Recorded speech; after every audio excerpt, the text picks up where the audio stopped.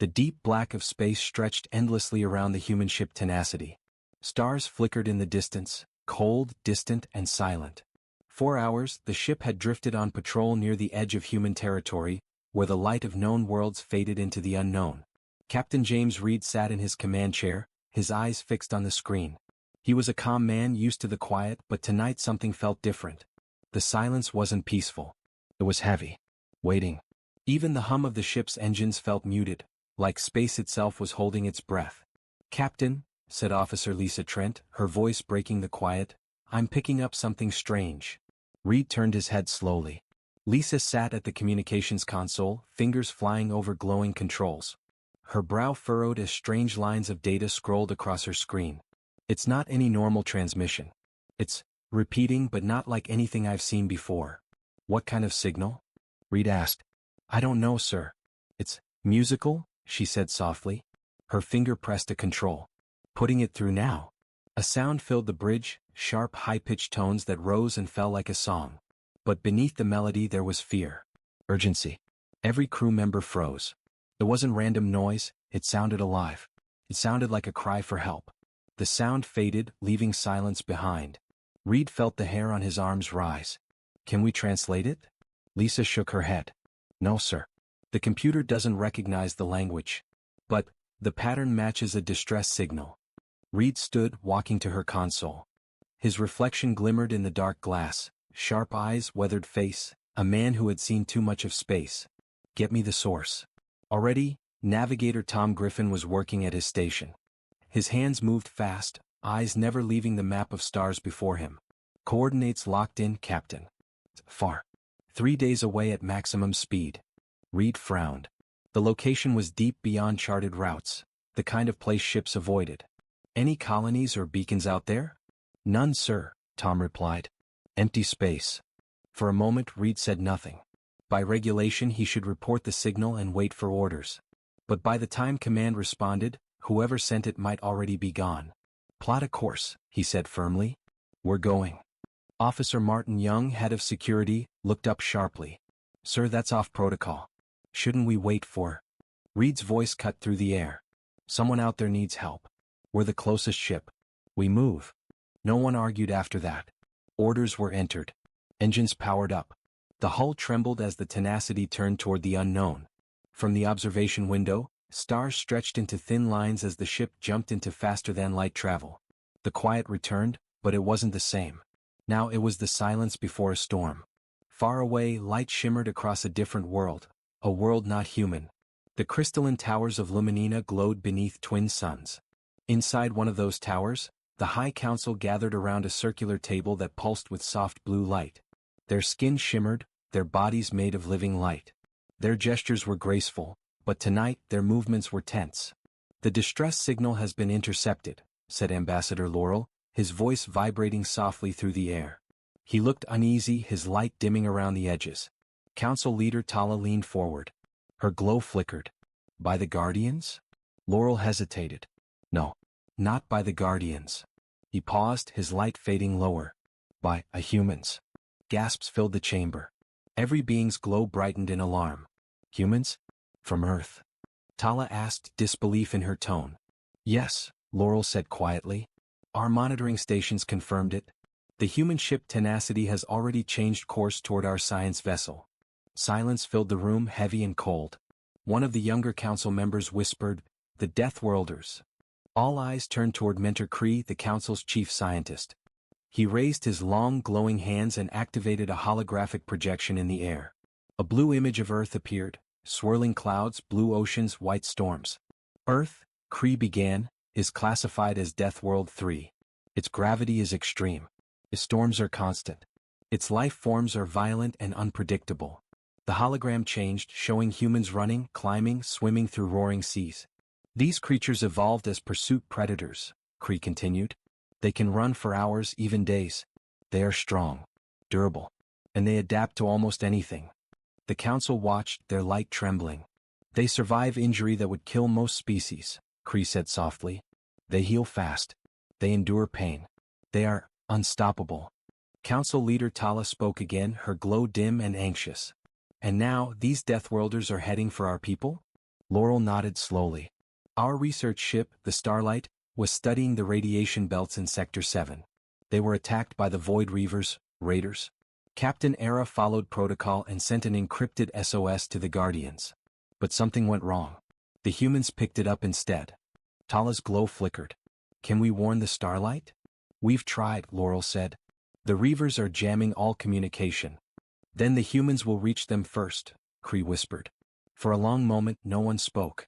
The council sat in dim silence, their lights low with fear. Finally, Tala asked the question everyone dreaded. What do we know of human behavior? Will they help our people, or join the Reavers in destroying them? No one had an answer. Back aboard the Tenacity, Captain Reed stood at the viewport, watching the stars blur past. The strange signal still echoed faintly through the ship, haunting and beautiful. He didn't know who had sent it or what waited for them ahead. But he felt it deep in his chest. Something about this call was different. Something important. Hang on, he muttered under his breath. We're coming. Outside, the endless void stretched on, silent, cold, and full of secrets. Somewhere in that darkness, two species were about to meet for the first time. And neither would ever be the same again. 3 days later, the human ship Tenacity tore through the void at maximum speed. The stars outside the bridge stretched into bright lines, and the ship's hull shuddered softly under the strain of faster-than-light travel. Inside, the crew worked in tense silence. Captain James Reed leaned over the main display. The alien signal still pulsed faintly across the lower frequencies, like a heartbeat in the dark. Every few minutes, Officer Lisa Trent would glance at her screens, hoping for an update, but the source remained the same. Faint, distant, and fading. Signal strength dropping again, she said. If we don't get there soon, we'll lose it completely. Reed nodded. Then we don't slow down. The navigator, Tom Griffin, looked uneasy. Sir, we'll be entering an uncharted sector. No maps. No relay stations. If something happens. Reed gave a small smile. Then we'll handle it like always. He turned to the forward window. The darkness ahead seemed thicker than usual, a deep, swirling black that felt alive. Something was waiting out there. Aboard the alien science vessel Starlight, panic filled the halls. Crystalline walls trembled under repeated impacts. Bright shards rained down as explosions echoed through the ship. The Void Reavers were attacking again, dark, predatory ships with curved metal hulls that looked more like bones than machines. Inside the control chamber, Captain Era struggled to keep her vessel stable. Her luminous skin flickered with exhaustion. Shields are down to 20%, shouted her engineer. Era's glowing hands tightened on the command chair. Divert all power to the forward barrier. We cannot let them breach the core.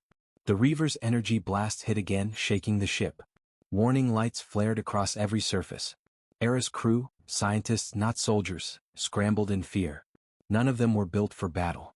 They had sent the distress call days ago, but no help had come. Where are the Guardians? Someone cried. No one answered. Far away, the Tenacity dropped out of faster-than-light. The sudden silence was heavy. Stars snapped back into focus, and on the edge of their scanners, a massive gas giant glowed like a swirling blue eye. And near its orbit, chaos. Multiple contacts. Tom shouted. I count 8. No, 9 enemy ships around one central vessel. Smaller, but it's taking heavy fire. Lisa leaned closer to her console. It matches the distress frequency. That's our target. Reed's jaw tightened. Battle stations. Red lights flooded the bridge. Crew members strapped in as the ship roared to life. Weapons powered up, shields unfolded like invisible wings, and the Tenacity turned toward the fight. Identify those attackers, Reed ordered. Unknown design, Lisa replied. No life sign readings we recognize. Their weapons are plasma-based, high yield. Reed studied the main screen. The alien vessel, shimmering and crystal-like, was being torn apart by the Reavers. The humans had seconds to decide. Helm, Reed said quietly. Take us in. Target the largest hostile ship. Sir, we don't even know who's the enemy, Tom began. We'll find out soon enough. The engines roared. The Tenacity plunged straight into the battle. The Reavers never saw them coming.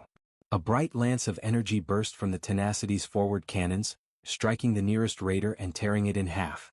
Fragments of molten metal spun into the void. The remaining Reaver ships scattered in confusion, firing wildly at the newcomer. Direct hit, shouted Martin Young from the weapons station. 2 hostiles breaking off. Keep firing, Reed ordered. Protect that crystal ship. For the aliens aboard the Starlight, it was like a miracle. Through the smoke and shattered glass, Captain Era saw a new vessel appear, sleek, metal, human-made. It charged into the fight without hesitation, firing volley after volley. Her sensors showed the attackers falling one by one. "Who are they?" one of her officers whispered. Era's voice trembled. I do not know. But they fight the Reavers." The Tenacity's bridge shook violently as plasma bolts slammed into its shields. Shields down to 70%. Tom yelled. "Evasive maneuvers." Reed shouted. "Give them a moving target." The ship rolled sharply, returning fire. Another Reaver exploded, lighting up the dark sky. "Lisa, open a channel to that alien ship," Reed said. She nodded and began tuning frequencies. Static hissed across the speakers. Strange musical tones answered, faint and frightened. Reed leaned closer. "This is Captain James Reed of the Earth ship Tenacity. Hold your fire. We're here to help." No reply, just static and a faint echo of that same haunting signal. "Keep trying," he said. On the Starlight, Era listened to the transmission in disbelief. The voice was rough, low-pitched, nothing like any species she knew. "Captain," her engineer said nervously, "the Deathworlders, they are speaking to us." Era's light flickered with fear. Then they heard our call. Another explosion rocked the ship. Era looked at the main screen. The human vessel had moved between them and the enemy, taking the hits meant for her crew. For a moment she hesitated, then her voice grew steady.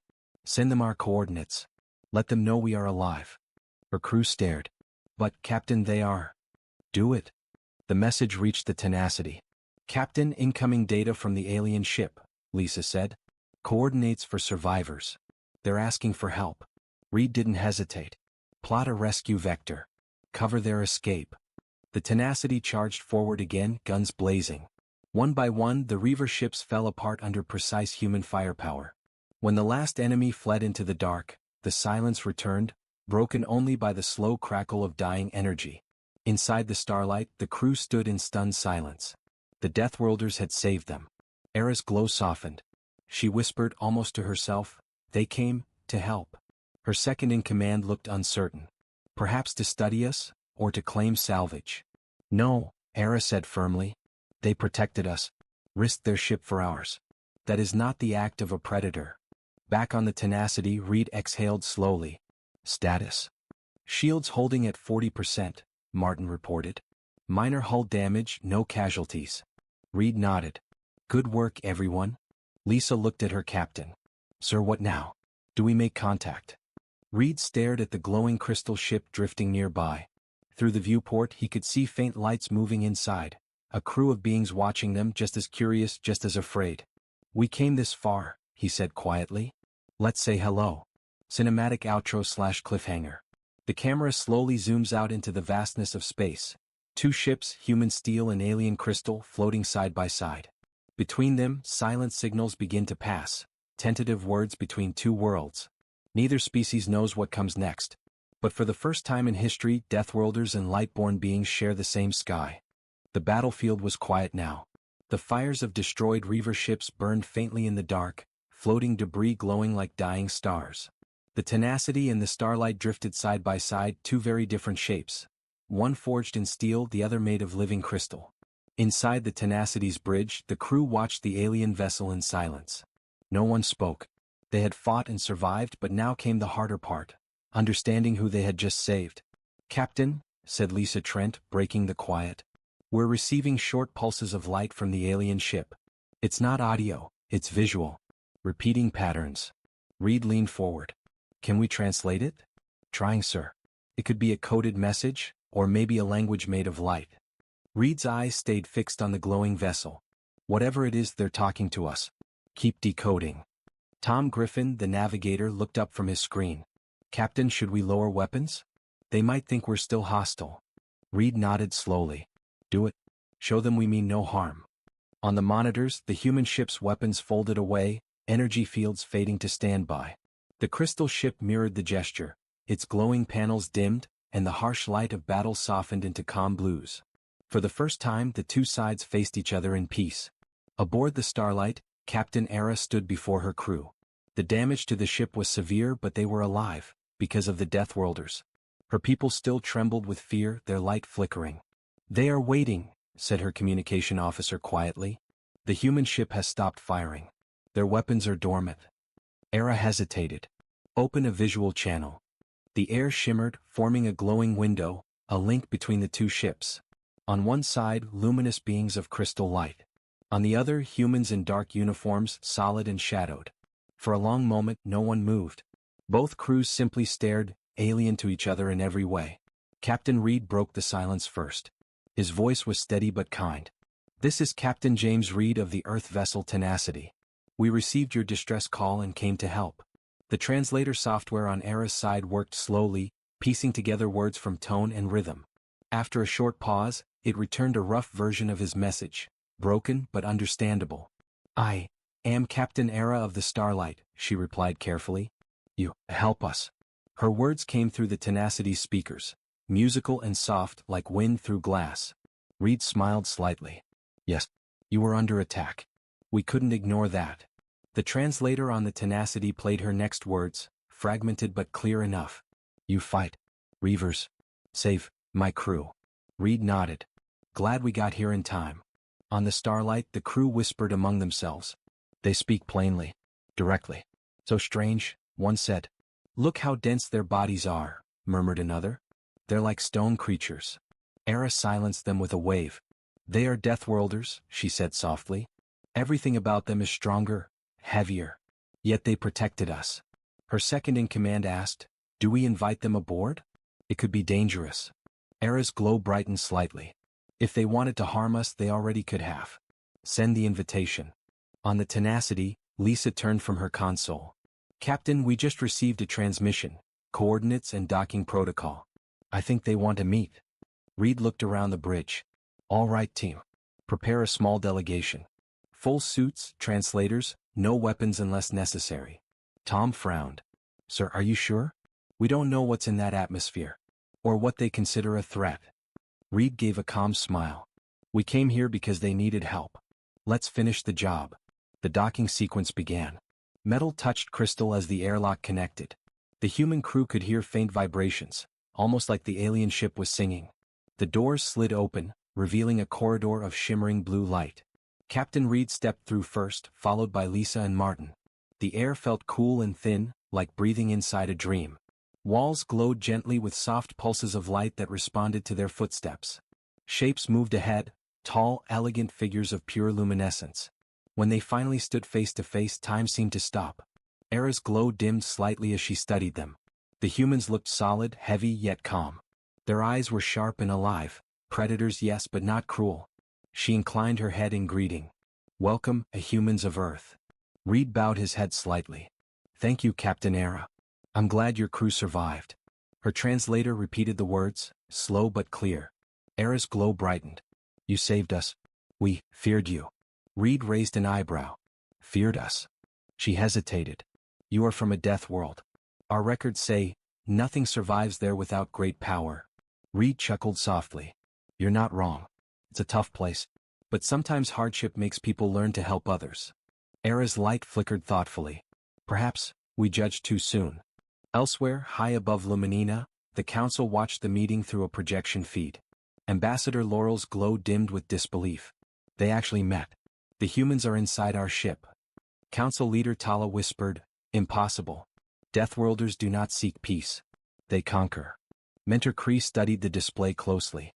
"And yet, they have not harmed anyone. They could have destroyed both ships. Instead, they repaired their systems." The council chamber filled with uneasy silence. For the first time in their long history, the Luminina faced a truth that made them both afraid and curious. Maybe the stories about humans were wrong. Back aboard the Starlight, the two captains walked side by side through damaged corridors. Reed examined the glowing architecture, fascinated. "Your ship is alive," he said. Era nodded. "Built from living crystal. It heals itself, slowly." He smiled. "We build ours from metal. It doesn't heal, but it's hard to break." Era's light shimmered with gentle humor. "Then together we are strong and unbreakable." Both crews exchanged cautious smiles. The first shared laugh between two species that had feared each other for centuries without ever meeting. Later, as the Tenacity crew helped repair the Starlight, Reed stood by the airlock watching the alien stars outside. He spoke quietly to Lisa. "You feel it too, don't you?" She nodded. Yeah. Something's changing out here. Reed's gaze stayed on the distant gas giant, glowing in silence. This meeting, it's bigger than us. The galaxy just got a lot smaller. Cinematic ending, Part 3 cliffhanger. In the depths of space, the two ships floated together, one of light, one of steel. Two captains, two species, one strangers, now bound by a single rescue. But far beyond the gas giant, shadows moved, the surviving Reavers regrouping, watching, waiting. The narrator's voice echoes softly. Peace had been born from battle, but in the dark corners of the galaxy, not everyone welcomed it. Far across the galaxy, on the radiant world of Luminara Prime, the Great Council gathered. The chamber glowed like a living sunrise, walls of translucent crystal, soft lights pulsing with each speaker's words. Yet today that beauty felt cold. Fear echoed in every flicker. High above the council floor, a massive hologram showed the image that haunted them all. The Deathworlder ship Tenacity, docked peacefully beside the Luminina vessel Starlight. The alien representatives whispered in disbelief. They entered our space uninvited. They destroyed the Reaver fleet with brutal efficiency. And now they stand inside one of our ships, as if they belong. Council leader Tala, her light burning a deep amber, raised a glowing hand for silence. Order, she said softly. Ambassador Laurel, you were first to receive the distress beacon. Report what happened. Laurel bowed her head. The signal was encoded for our allies, but somehow the humans intercepted it. We did not summon them. Tala's glow dimmed. And yet they came. Laurel hesitated. Yes, leader. They arrived within hours, faster than any known drive should allow. Their technology is primitive, but their speed was impossible. The chamber erupted with voices again. They must be spies. Or conquerors using kindness as disguise. They saved the Starlight, perhaps to learn how to destroy it later. Tala's light flared sharply. Enough. The room fell still. She turned toward Mentor Kree, the oldest and wisest among them, his light faint but steady. Mentor, what is your view? Kree spoke slowly, his tone calm. For ages we have feared the Deathworlders, not because of what they did but because of what we believed they might do. Now they have crossed the stars, risked their lives and saved one of ours, with no demand for reward. He looked around the chamber, his light softening. Perhaps it is not they we should fear but our own assumptions. Tala frowned. And if this is a trick? If they come in peace only to strike later? Kree smiled faintly. Then we will know soon enough. But to reject them now is to prove we have learned nothing. Silence filled the hall again. The council stood divided, torn between fear and possibility. Meanwhile, aboard the Tenacity, Captain Reed sat in the observation lounge, staring at the stars beyond the reinforced glass. Beside him, Lisa adjusted her datapad, monitoring energy readings. The Luminina seemed cautious, she said. Half of them are grateful we saved their ship. The other half are terrified of us. Reed gave a quiet chuckle. That's usually how first contact goes. Tom Griffin joined them, carrying 2 cups of synthetic coffee. You really think they'll trust us, Captain? Reed took one of the cups and sighed. Trust isn't built in a day, Tom. Especially when the first thing they see us do is vaporize a fleet of monsters. Tom smirked. You make that sound like a bad thing. Reed smiled faintly. It's not, but it's intimidating. We have to show them we're not just good at fighting. We're good at helping. Lisa looked up from her screen. Speaking of helping, Captain Era's ship is still losing power in her secondary crystal nodes. If we don't stabilize them soon, her core could collapse. Reed stood. Then we fix it. Get the engineering team ready. On the Starlight, Captain Era watched her ship slowly heal. Human engineers moved carefully, guided by her crew, learning how the living crystal responded to energy pulses. She found herself watching Reed as he worked, focused, calm, efficient. He wasn't like the story said humans would be. He didn't bark orders or demand control. He simply helped. Her second-in-command, Cyril, approached quietly. Captain, he said, the Council demands you return to Luminara Prime immediately for questioning. They are not pleased you allowed humans aboard. Era's light dimmed. I know. They fear what they do not understand. Cyril hesitated. Should we sever contact? Era looked toward the humans again, watching as Reed and Lisa carefully synchronized the crystal's energy rhythm. No, she said softly. They saved us. They could have left us to die, but they didn't. I will not turn them away. Cyril lowered his glow respectfully. As you command. Hours later, the repairs were complete. Reed stood by the viewport with Era, watching the stars slide past as the two ships began their journey toward Luminara Prime. "Beautiful, isn't it?" he said. Era tilted her luminous head. "You find beauty in the void?" Reed smiled faintly. "On my world, the void reminds us how small we are, and how much there's still left to discover." Era was quiet for a moment. "Perhaps, that is why you left your world. To prove you are more than what the galaxy fears." Reed nodded. "Maybe. Or maybe we're just curious fools who don't know when to stay home." Era's glow brightened in amusement. "Then we are alike." Cut to the Reaver Shadow Fleet. Far from the peaceful stars, deep in the dark nebula where light barely reached, the remnants of the Reaver Armada gathered. Their ships, black and jagged, swarmed like living knives. A towering figure, part machine, part beast, spoke in a voice of grinding metal. "They call them Deathworlders," it hissed. "Fitting name. They slaughtered our vanguard." A smaller Reaver snarled. "Shall we strike back?" The leader's eyes glowed crimson. "Not yet. Let them believe they are safe. Let the light of their alliance grow bright. And when it blinds them, we strike." The swarm growled in approval, their ships vanishing into the dark. Back at the council hall, Tala stood alone after the meeting, staring out at the stars. The decision weighed heavily on her. They would allow the humans to arrive, but under strict control, surrounded by guards and forbidden from entering planetary orbit without approval. Ambassador Laurel approached. "Leader, is this wise?" Tala's glow pulsed once. "Wise or not, the galaxy is changing. We can either face it, or hide until it swallows us." She turned toward the stars where the faint lights of two ships approached, one of light, one of steel. Cinematic ending, Part 4 cliffhanger. The narrator's voice fades in low and tense. Two captains dared to trust each other across the stars. But as they journeyed toward peace, shadows gathered in the dark, watching, waiting, ready to strike. For in every alliance born of fear, there are those who profit from war. The screen fades to black. The faint sound of a Reaver growl echoes through the void. The twin ships, Tenacity and Starlight, drifted through the glowing clouds of the Luminara system. Ahead of them, the alien homeworld shone like a jewel, a world of crystal towers, shimmering oceans, and skies filled with soft light. Captain James Reed stood on the bridge, watching in silence. Even after years in space, he had never seen anything like it. "Beautiful," he murmured. Beside him, Officer Lisa Trent smiled. "Feels peaceful." Reed nodded, though his jaw tightened. Sometimes peace hides danger. From the comm station, Tom Griffin looked up. "Receiving transmission from planet surface, sir. It's the Council of Luminara. They're inviting us to land, but only you and one officer." Reed raised an eyebrow. "Only two of us?" Lisa frowned. "That's not very welcoming." Reed gave a quiet smile. "We'll take what we can get. Open a channel." Cut to Council Chamber, Luminara Prime. The great hall shimmered with light. The luminous beings stood in curved rows, their energy pulsing softly in patterns of emotion. At the center, Council Leader Tala awaited the humans' arrival, her glow calm on the outside, though fear twisted deep within.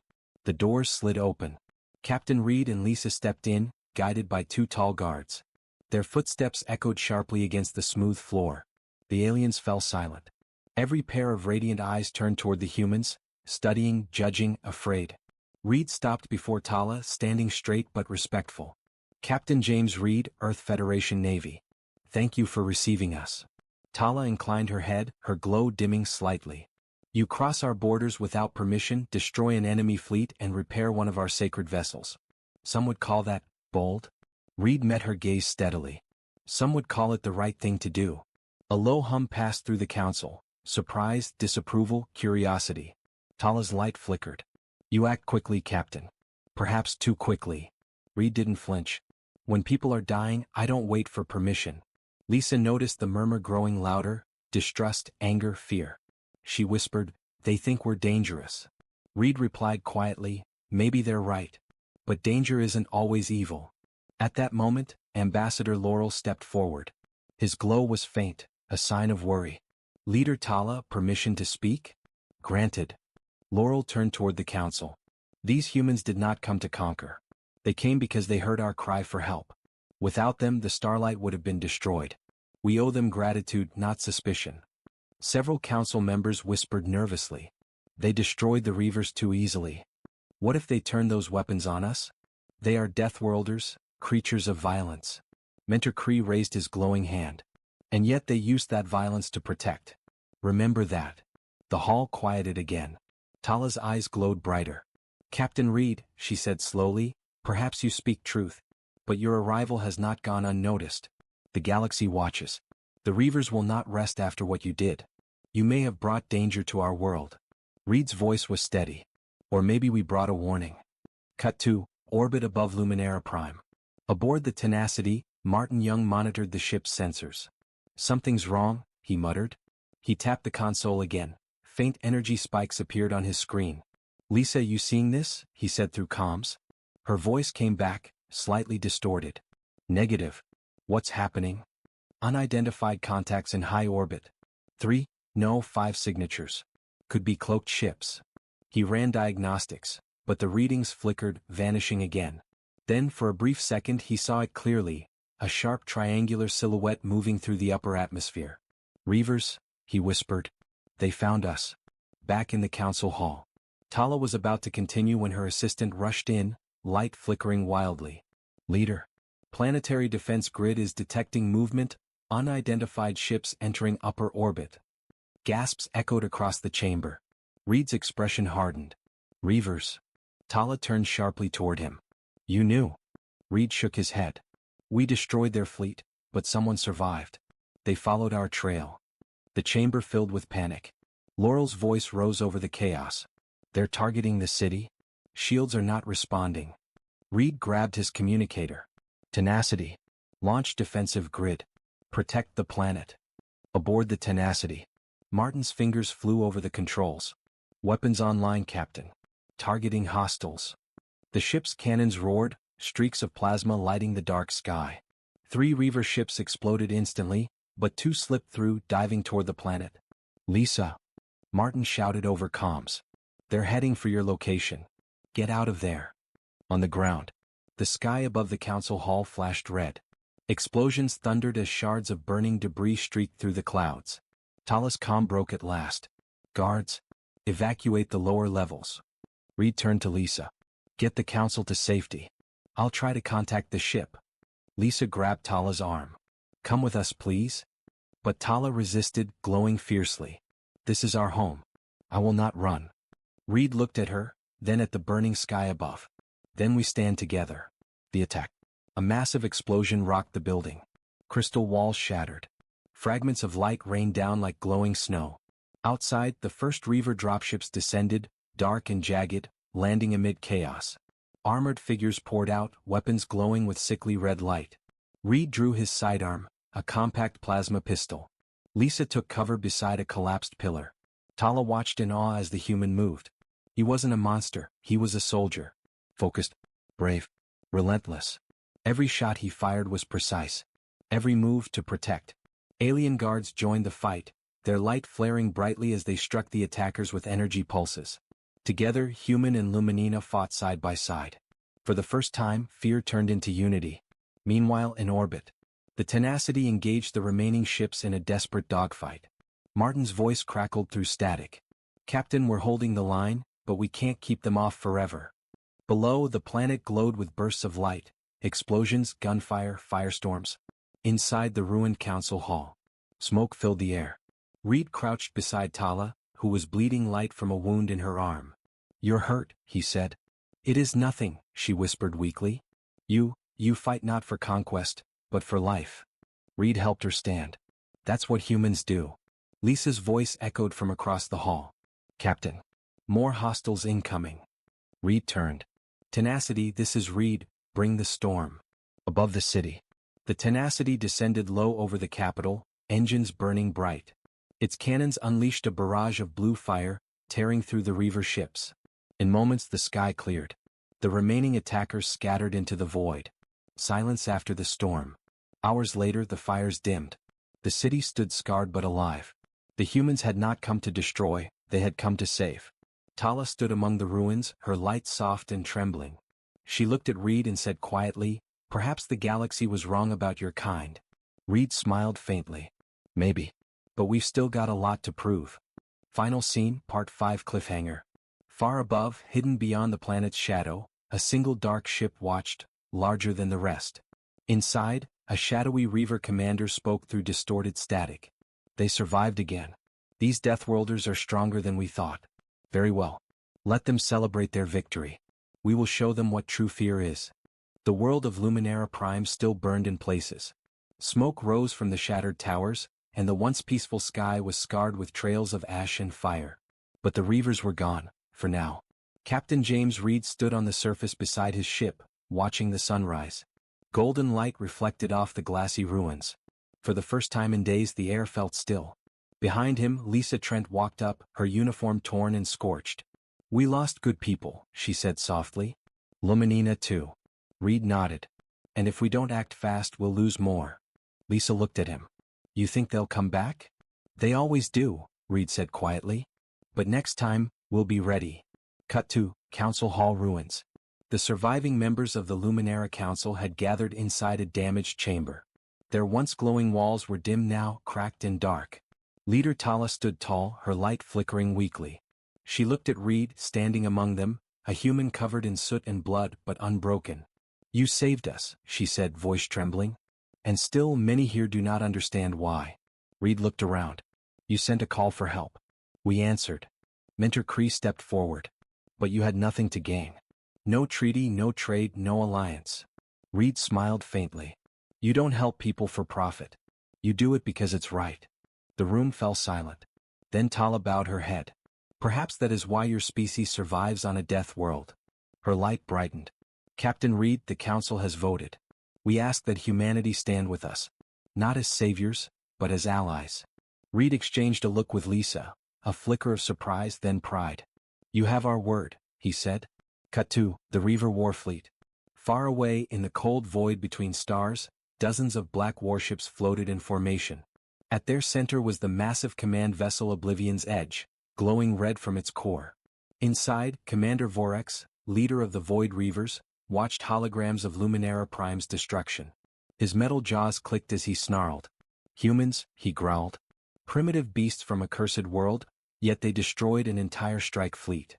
A smaller Reaver officer stepped forward cautiously. "They are unpredictable, my lord." "Unpredictable?" Vorax hissed. "No. They are dangerous. If the humans have allied with the Luminina, we cannot allow them to unite." He turned to his officers. "Prepare the armada. We erase them both from the stars." Cut to orbit above Luminara Prime. Weeks passed. The humans and Luminina worked side by side. Human engineers helped repair the planetary shields.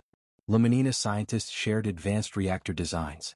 For the first time in history, two species, light and flesh, were building something together. Inside the Tenacity's hangar, Reed watched his crew and Luminina workers fixing new hybrid ships, half human metal, half living crystal. Lisa approached, handing him a tablet. "New defense grids almost online. But there's chatter from the outer sectors, large-scale Reaver movement." Reed frowned. "How large?" "Too large," she said. "Fleet Command says they've never seen this many." Reed's eyes narrowed. "Then this isn't a raid. It's a war." Cut to Council War Room. The holographic map filled the chamber, hundreds of red dots advancing through space. Kree's voice shook. "Reaver Armada detected. Estimated arrival, 48 hours. Tala turned to Reed. "Can you stop them?" Reed hesitated, then nodded slowly. "Maybe not stop them. But we can bleed them." Tala's glow flared. "Then we fight." The final battle. The stars burned with motion. Human and Luminina ships rose together, a fleet of light and fire. At the heart of it all was the Tenacity, leading the charge. Reed stood on the bridge, his crew at their stations. "Status?" he asked. "All systems ready," said Lisa. "Shields full. Weapons charged." "Let's show them what Deathworlders can do," Reed said. The fleet surged forward, streaks of blue and gold against the black. Cut to deep space. The Reaver Armada emerged from the void, massive, dark, endless. Their red-lit ships moved like a swarm, filling the radar. The first volley came fast, beams of energy cutting through the darkness. Explosions bloomed in silence across the stars. Reed barked orders. "Evasive pattern Gamma. Target their lead ship." The Tenacity spun through the firestorm, returning blast after blast. Human ships fought like wolves, aggressive, relentless. Luminina vessels glowed bright, weaving between attacks, their crystal hulls refracting enemy fire. Together they tore through the Reaver lines. The turning point. Inside the chaos, Mentor Kree's voice came through comms. Captain Reed. Their flagship is powering something, massive energy buildup. Reed turned toward the display. The Oblivion's Edge was charging a weapon, large enough to destroy a planet. Lisa, full thrust. Take us in close. She looked shocked. You want to go toward that? Reed grinned. Yeah. Right down its throat. The suicide run. The Tenacity dived through burning debris, dodging enemy ships and plasma fire. Every hit rocked the hull, alarms screaming. Shields at 30%. Tom shouted. Keep flying. Reed ordered. We're not dying here. Through the viewport, the Reaver flagship grew larger, its red energy core pulsing like a heartbeat. Target that reactor. Reed yelled. Locked. Lisa said. Fire. The ship's main cannon roared. A beam of blinding blue light struck the Reaver core, and for a heartbeat, everything froze. Then the Oblivion's Edge erupted. The explosion was so bright it turned night into day, a wave of fire rolling across the stars. Reaver ships disintegrated in the blast. One by one their signals vanished from the map. Silence after the storm. The Tenacity floated, battered but alive. Half the bridge was dark. Sparks flickered. Lisa coughed, wiping dust from her face. We did it. Reed leaned back, exhausted. Yeah, he said softly. We did. Outside, the surviving Luminina ships glowed in triumph, their light brighter than ever before. The galaxy had changed forever. Epilogue, the message. Weeks later, on Luminara Prime, Captain Reed stood in the rebuilt council hall. Tala's light was strong again, warm and bright. Our alliance was born from fear, she said, but it grew into hope. You showed us what it means to fight not for power, but for each other. Reed smiled faintly. That's what humans do best, survive together. Kree stepped forward with a small crystalline device. We have transmitted your bravery to the Galactic network. The entire galaxy now knows Earth is no longer silent. Reed raised an eyebrow. That's good, and dangerous. Tala's glow shimmered. Let them know. Let them remember. When Deathworlders answer a call for help, they don't stop halfway.